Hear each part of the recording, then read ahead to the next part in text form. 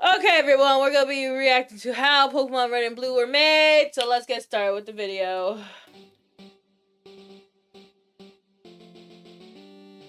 The origin of the first generation of Pokemon games is a fascinating tale that involves Okay, which one's y'all's favorite? I know a lot of people don't really play Green because of how apparently outdated it is. Um, but a lot of people say they don't like Yellow either because it doesn't look as stylistic as Red and Blue. But I like Yellow because of getting all the starters, as well as the fact that it looks more adapted to like the Pokemon style of the anime. So what live about bug y'all's? catching, trademark difficulties, almost losing years of work, and defying the Okay, you're banned for expectations of saying Nintendo, Scarlet. who didn't understand the concept of collecting monsters. To get the full picture, we have to go all the way back to the 70s when a child named Satoshi Tajiri developed a fascination with catching and collecting insects in a western Tokyo suburb called Mashida, where Satoshi grew up. He enjoyed exploring the rural parts, such as rice fields, rivers, and forests. On his adventures, Satoshi searched for insects, fish, and other creatures. There was something about the way they moved that mesmerized him. He studied all the creatures he brought home and thought of new ideas of how to catch them. For example, most of the other kids would catch beetles using honey, but Satoshi No, had I the don't idea mean of it. putting a stone under a tree because beetles sleep during the day and they like sleeping under stones. It made finding them a breeze, and as a result, Satoshi would collect more bugs than all of his friends. Little discoveries like that excited him It's giving fake fan energy from you guys, stinking peasants. each and every time. His bug catching skills also earned him the nickname Dr. Bug among the Hola, neighboring ¿cómo kids. estás? Aside from exploring his neighborhood, Satoshi was also fascinated with Ultraman on TV and in manga. He stated in an interview with Time magazine that if games didn't exist, he would probably be making anime. Satoshi also frequented the local arcade hall starting around 1978 and became hooked on Space Invaders, which got him more interested in video games. Back then, there was barely any games media, at least not where Satoshi lived. Therefore, he took reins into his own hands and created Game Freak magazine in 1983, around the time he started going to college. The magazine was completely handwritten and stapled together by Satoshi himself. It featured secret tips and tricks on how to beat arcade games and was available in specialist bookstores for 200 yen. The most popular issue managed to sell over 10,000 copies, so at a pretty young age, Satoshi already had a real business going. One of the people that bought the magazine was none other than Ken Sugimori, who would become the primary character designer and art director for Pokémon. Ken enjoyed reading the magazine and got in touch with Satoshi to offer his services as an illustrator. From then on, the pair collaborated on Game Freak magazine until it was discontinued. They quickly became friends and bonded over their love of arcade games. One day, Ken and Satoshi talked about how arcade games are often very similar and asked themselves what they would do differently if given the opportunity to develop a video game. Some of the other people reading the fan-made magazine were programmers and had access to game development tools. Pretty soon I had some contributors and we talk about games. The more I learned access to game development tools. Pretty about soon games, I had some contributors and we the more frustrated I became because the games weren't very good. I could tell a good game from a bad game. My conclusion was, let's make our own games. By the time Game Freak started developing games, Satoshi's neighborhood had completely changed. A place that was once rich with rivers and forests had now been replaced with housing facilities, office buildings, and stores. Satoshi thought about all the kids who were now unable to explore nature and collect its mysterious creatures. It was this line of thinking that sparked the initial idea for Pokémon. In the face of more and more urbanization, the young developer wanted to provide an opportunity for kids these days to feel that sensation of going on an adventure, exploring unknown locations, and discovering the local critters and creatures. This, combined with his favorite activities such as playing video games and watching Ultraman, laid the groundwork for the first Pokémon games.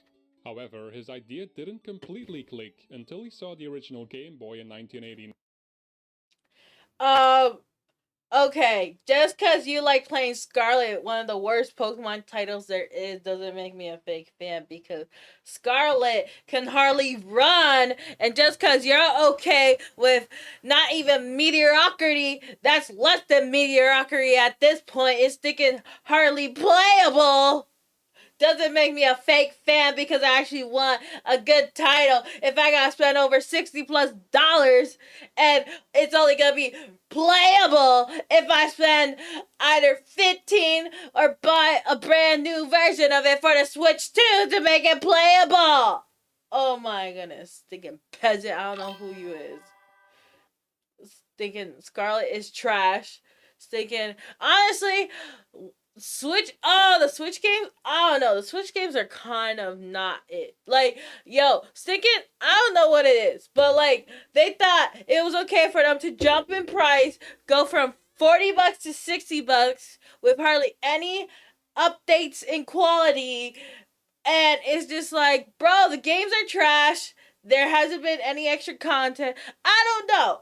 I just feel like back then there was some effort. And like everyone was always so excited for Pokemon to switch to 3D, and now everyone's just kind of sick of the idea of 3D Pokemon because it's kind of trash.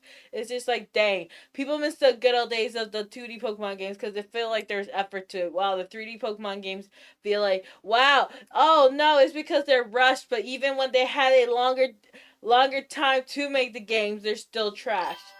Like, dang. Like, why can't they understand it?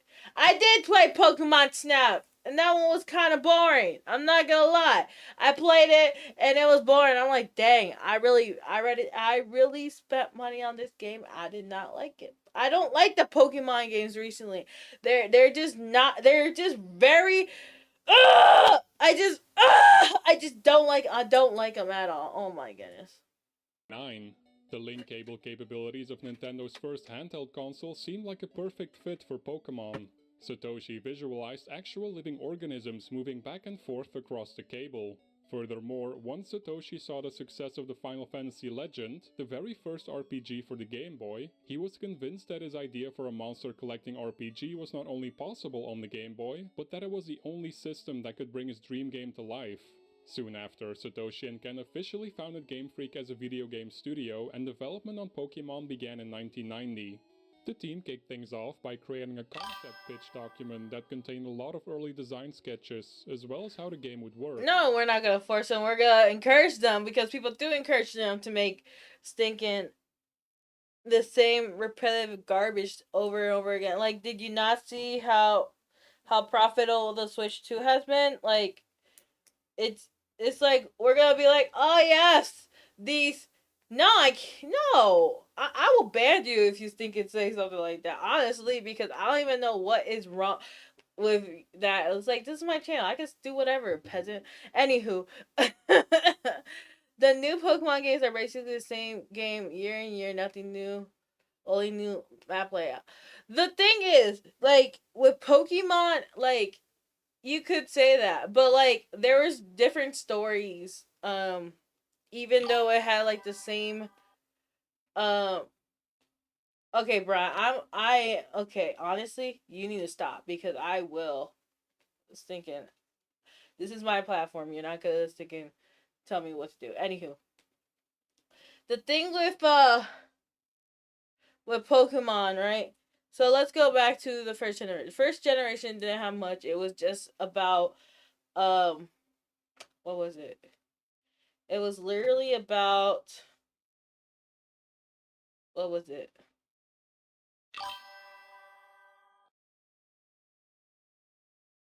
The first generation, what was it? Team Rocket, takes over, right? But then Gen 2 Gen 2 was like you had a little bit of change in which like Team Rocket was still taking over, but there was the Silver plot line where it's like, oh my goodness, it's Giovanni's kid and whatnot. But it was like there's more to this to content to be had, right? Even if people do not like Gold and Silver, right? But like even Heart Gold and Soul Silver, like there's always like shown love and care to it. Like even people be like, oh, Heart Gold and Soul Silver is overrated, but you can see that there's a lot of effort put into the game, right? Then Ruby, Sapphire, Emerald, right? There was a different type of thing where it's like Oh, okay. Now it's not about Team Rocket. It's about something else. Like it's about weather, right? Then 4, it's about what was Generation 4? Generation 4 was time and space, just time and space, and why Cyrus wants to do it. So like there was always something different going on, right? There was something different going on. But like the recent generations, it's like even the villains don't even understand why they're doing what they're doing. Like Sword and Shield, bro's like, I'm sorry, I can't wait another day. I can't wait another day in order for you to do this task. We have to do it this day. Like I can't wait until the tournament's over for us to do it, right? And then what was even after Sword and Shield? What was after Sword and Shield? Um, Scarlet and Violet. I mean, Loki. There was really no sense of urging because you could really just do the last part of the story whenever. Um, Black and White was about whether or not it was humane or not to have Pokemon in the first place. And but it was just like the way the execution was handled poorly. But there is stories that were told. It's like they all did have like different types of concepts, right? The executions of it is it's a completely different matter. But when you think about it, like you're a kid playing this, so it's like execution not really the biggest of details, but like people could still get something from it. But like Scarlet Violet, that one was just all over the place. Like I can't. So it's just like with Scarlet and Violet, it's like okay, oh, you're a student. I think actually everyone's a student. Apparently, doesn't matter what age you're all students. These people are getting bullied, or they were bullied. Oh wait, are they bullied? No, they were bullied. Wait, what's the story, anyways? Uh, then you have the thing with Nimona. She wants to be champion. Or wait, is she champion? She was champion. Wait, she started from scratch. I don't know. Then you have the one plot people do care about with Arvin, where his dog's dying, the dying dog, right? And then he also has a plot with his parents. There's so many things going on in that story. And it's just like, okay, and it's just like but the team start is not really a bad team. Same with Team Yell. Like they're not bad teams. They're just kind of there.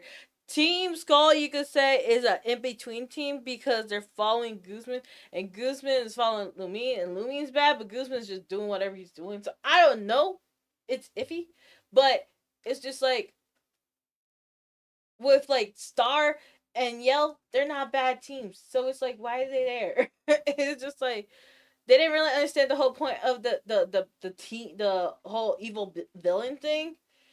And it's just like, oh my goodness, like Team Flare had a horrible design.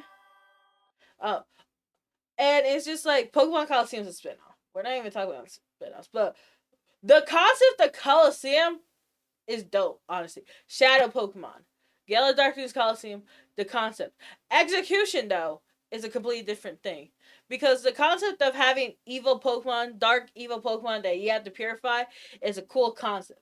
It's the execution part that's literally the problem. It's like, what?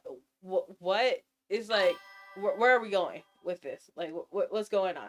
It's just like, oh my goodness, you're playing as a bad guy. Oh wait, is he really a bad guy? Oh wait, he's a reformed bad guy.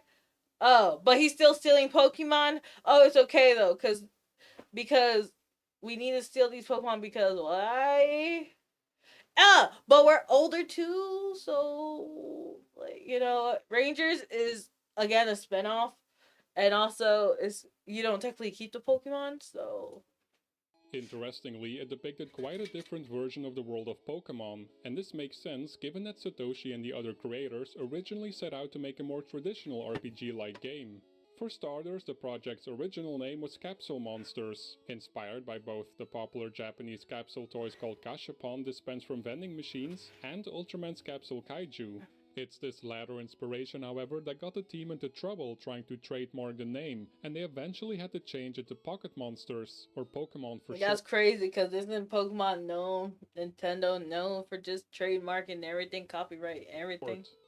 A common RPG trope, checking into a hotel or inn, was detailed in the concept pitch. Of course, players can still go to a Pokemon Center in the final game heal their Pokemon, but it doesn't offer a room for the player to rest in. Another clear difference from the final games are the shopkeepers. This drawing What's up, depicts the so we're main just character trying to buy a Lapras reacting. from a shopkeeper, who can be seen keeping Pokemon in cages. Oh While wow. there's an opportunity in the Gen 1 games to exchange Pokemons for tokens at Celadon City, it's certainly not possible in the Pokémarts. The document also features a charisma stat, being able to trade multiple Pokemon at once, and an emphasis on collecting items like you would Pokemon. Additionally, the included sketches show a talk option when facing a trainer, as well as the total amount of HP and TP. The talk option they use in Coliseum. Also, Nintendo owns the 80 era to 90 era. They have everything. They've been claiming everything. I don't know. There will never be a game that will almost be as good as Coliseum XD Darkness. Um, that's because they don't really want to do anything with those games. Like people are, I think someone said, "Do you want to make a sequel with those games?" And Nintendo's like, "No, we're good. We're good off of that." It's just like they don't care. They don't care. And they don't have to care because we make it okay to care. Don't make so they don't have to care. Like think about how okay we are with mediocrity when it comes to Pokemon. Like y'all are saying Pokemon Scarlet's a good game. It is not a good game by any means. Like yeah, you can enjoy it. There's nothing wrong with you enjoying a game, even if it's horribly run in X, Y, and Z. There's nothing wrong with that.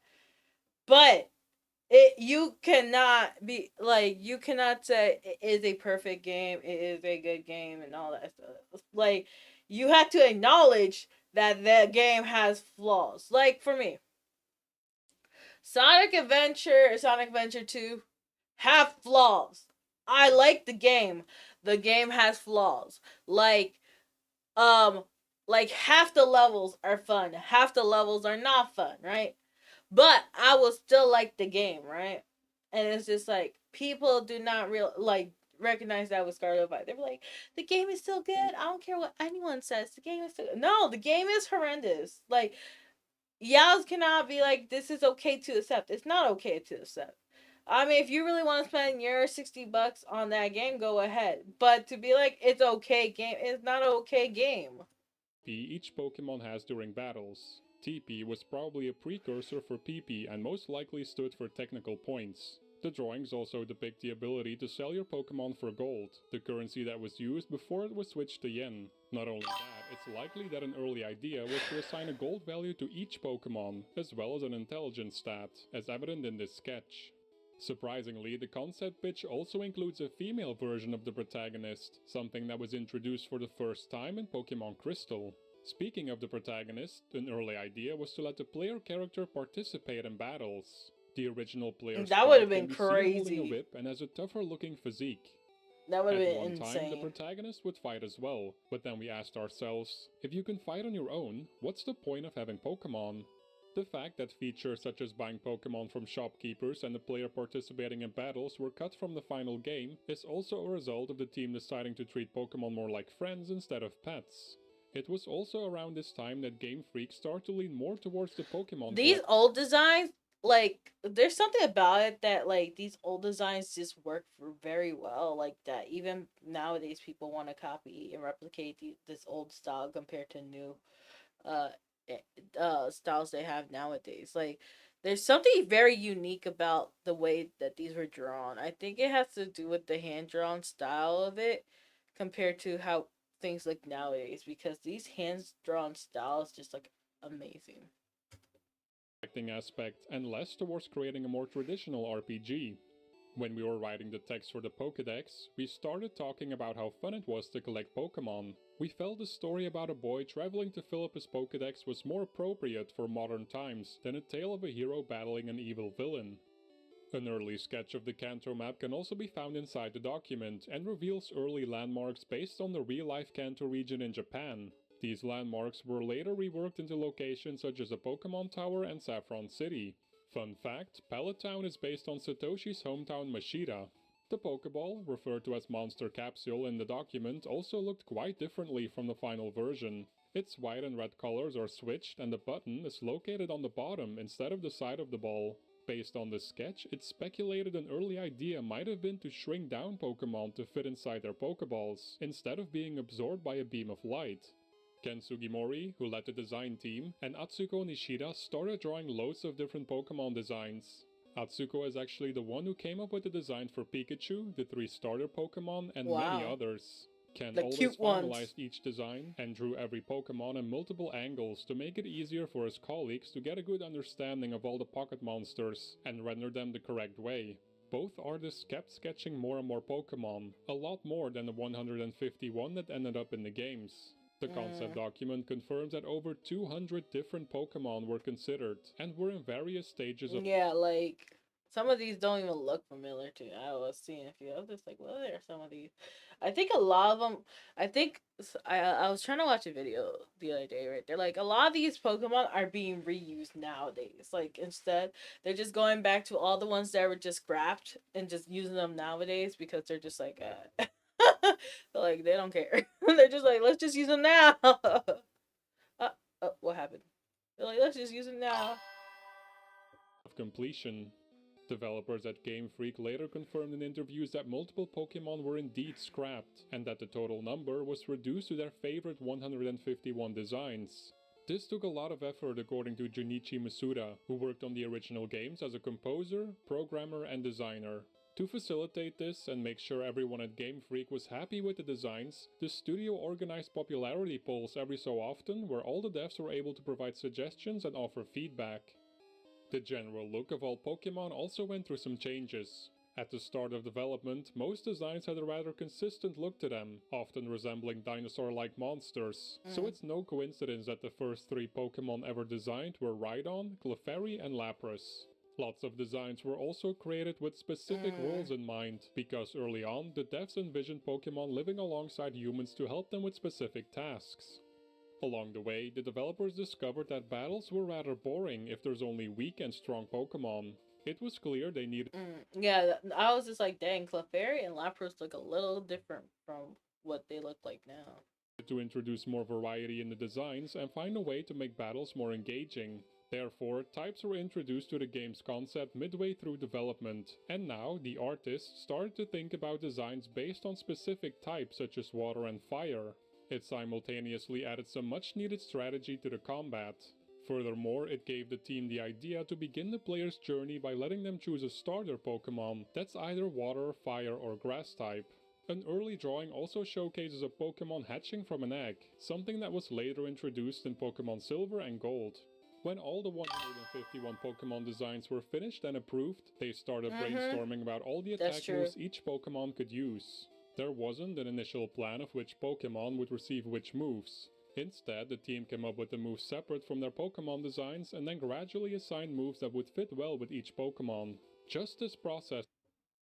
The Pikachu look like that? No, Pikachu did not look like that. I was like, oh, you guys can't even see what Pikachu looks. I was like, they're using the Pikachu sprite from Pokemon Yellow instead of Pokemon Red and Blue. But yeah, it's insane. But like that's what I'm saying. Like, look at the Pokemon Red and Blue sprites. I don't know. For me, I like the Pokemon Yellow sprites more, but I know some people love Red and Blue sprites more than Yellow.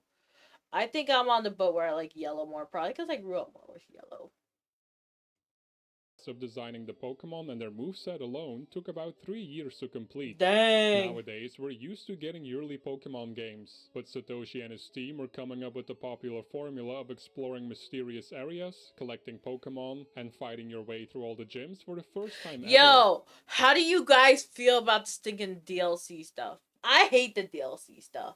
Like, I first of all, I hate the DLC for a multitude of reasons. But aside from it being not only that they're not finishing the game, but charging you for the actual finished product is insane to me. So it's not extra content. It's more content because yeah, people be like, well, we were originally paying, we were, well, technically, glasses up, glasses up. Well, technically, we were paying $40 for Sun and Moon, and then another 40 for Ultra Sun and Moon, and that was $80 total. And now we're paying $90 for Sword and Shield, and then the $30 DLC. Okay, first of all, you're getting 2 games with that.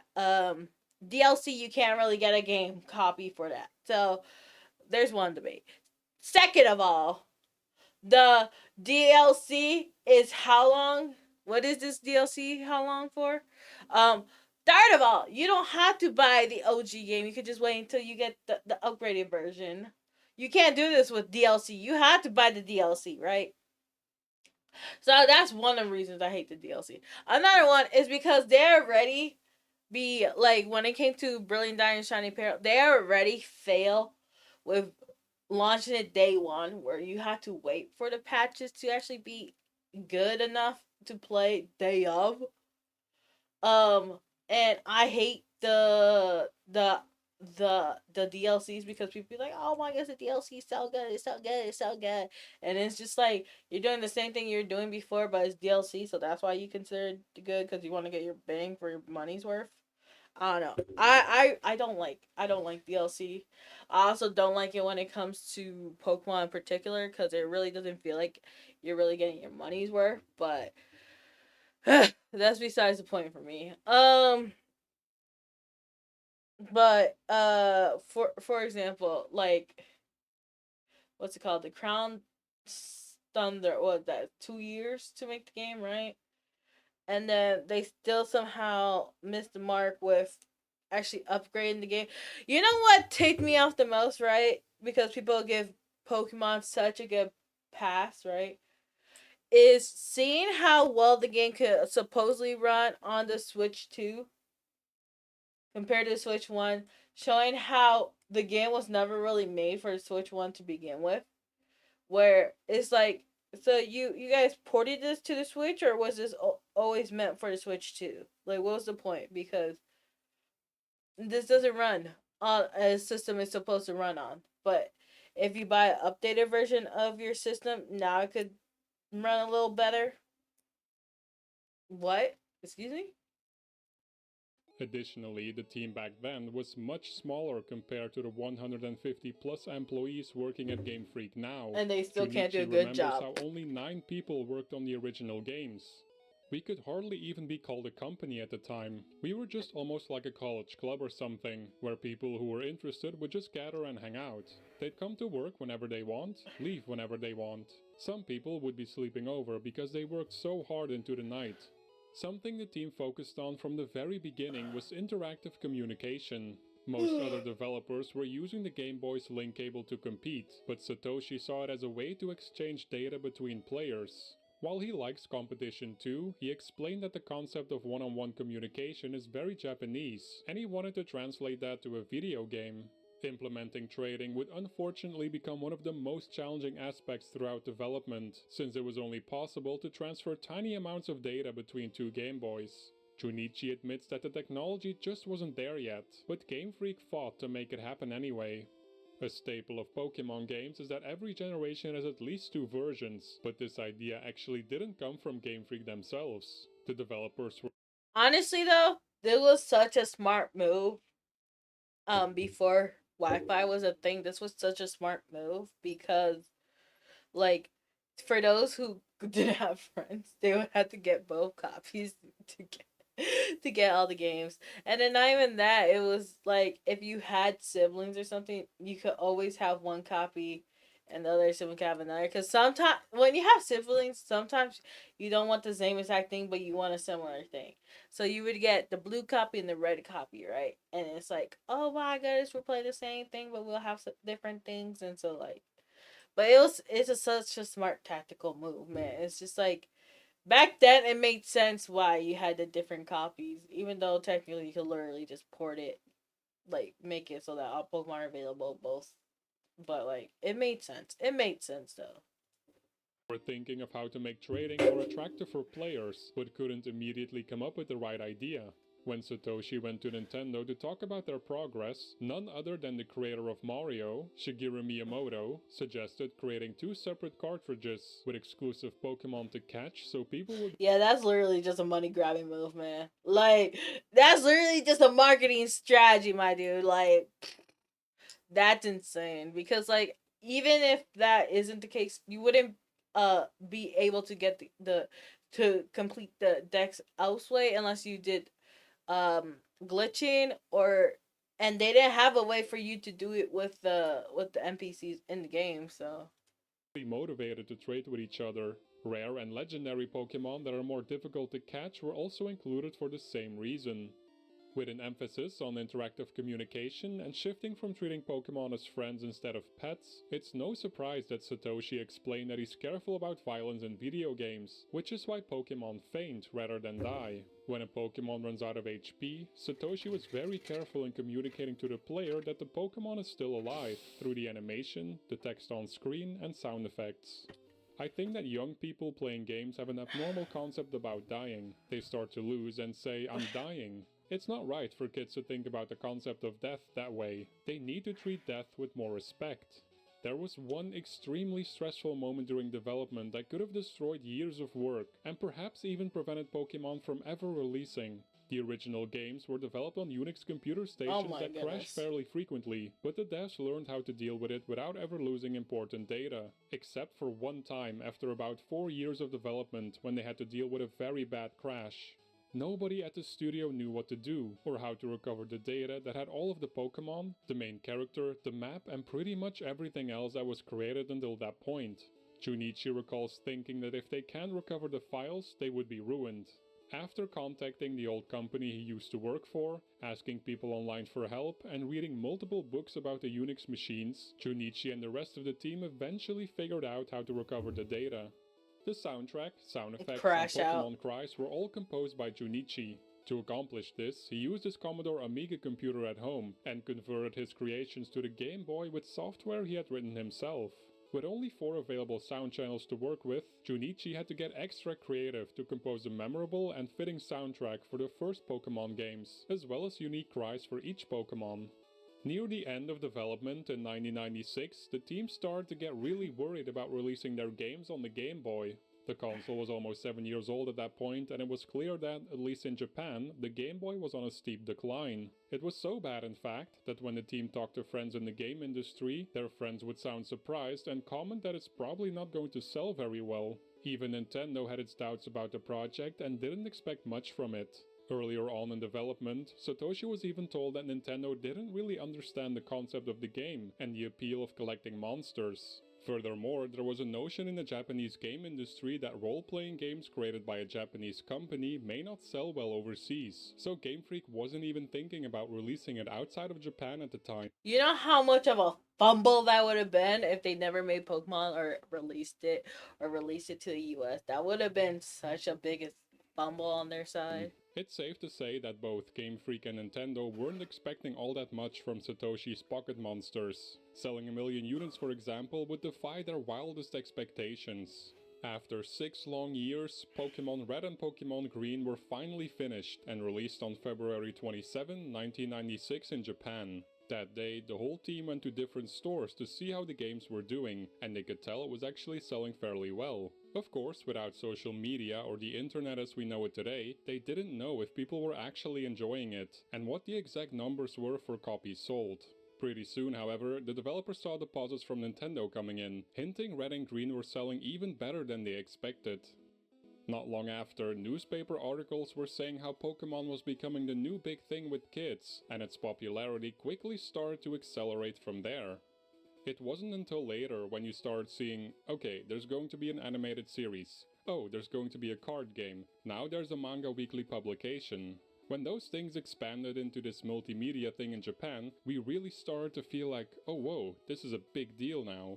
The overwhelming success of Red and Green gave Game Freak the opportunity to develop an improved version called Pokémon Blue, and was made available exclusively for subscribers of CoroCoro Comic in October 1996. It removed a number of bugs and featured graphical changes such as overhauled tile sets, new sprites for all the Pokémon, and more. Unsurprisingly, Blue was used as the basis for all the localized versions, and the American one is responsible for switching Pokémon Green with Pokémon Blue. Originally, it was kind of based on how people feel about and view different colors. The clearest split for us was between red and green, but when we started thinking about abroad, it was clear that wasn't the case. In America in particular, it's red and blue that are considered opposites, if you will. Localizing Pokémon was by far the biggest technical challenge Game Freak had to deal with, and this all came down to capacity. Squeezing all 151 Pokémon into the original games was already a difficult task, and they had to use clever techniques to make everything work on the cartridge. Unfortunately, the team discovered that English takes up more space than Japanese. Why did they say this was released in 1996 if the the Japanese one says made in 1995? Junichi admitted they hadn't really considered localization during development, so changing things like Pokemon names, the name entry screen and the Pokédex, which were all specifically designed in Japanese, was far more difficult and time-consuming than anticipated. Before the games would take America by storm, the animated Pokemon TV show was released weeks prior and proved to be a smart strategic move to get people excited about Pokemon as a universe. After 8 years since The development Poke officially began, craze. Pokemon Red and Blue were finally released in North America, and soon in the rest For of the real? world, turning Pokemon into a global I always thought it was unforeseen success. 1999. In 1997, it was already the best-selling game in Japan, That's crazy. surpassing even Final Fantasy VII with Oh my. 3.65 million copies sold.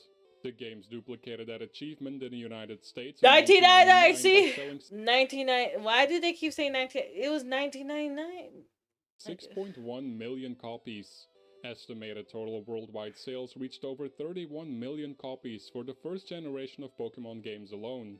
An important contributing factor for these numbers is the fact that lots of people were buying both versions available to them. What began as a way to motivate players to trade turned into an unexpected financial boost.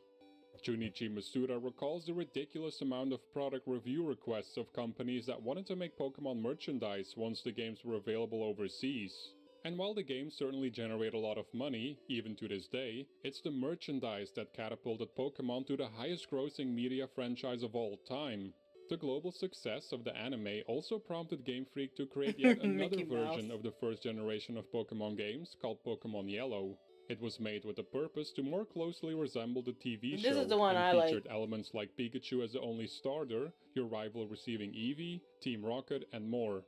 Game Freak learned invaluable lessons during those first 6 years of developing Red and Green, which were both very liberating and very challenging. Even though the studio had to work on other projects to keep the lights on, the initial freedom as a young company allowed them to not care about things like sales and investors, resulting in the team solely focusing on being as creative as possible and considering every single idea I that don't came like to mind. the skinny Pikachu. Despite I like fat numerous Pikachu. aspects potentially holding the original games back, it managed to thrive way beyond Game Freak's and Nintendo's expectations. Satoshi's original vision of exploration and monster collecting obviously struck a chord with both kids and adults, and continues to do so today. When you're a kid and you get your first bike, you want to go somewhere you've never been before. That's like Pokemon.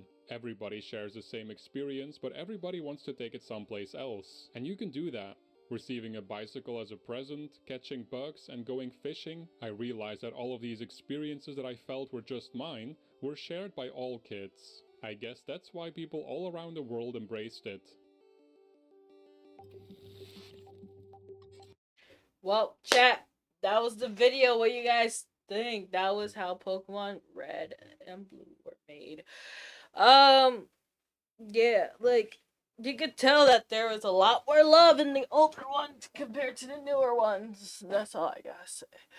Sig, bro, it's just like it was all the restrictions. Like they were restrictive in the sense of what their capabilities were, but they weren't restrictive in their creativity. And I think that's the problem they have today. So yeah, that's my thoughts. What do you guys think? With that being said, I hope you guys enjoyed the video, and I don't know why it was double the length. You guys have a good one. Ciao.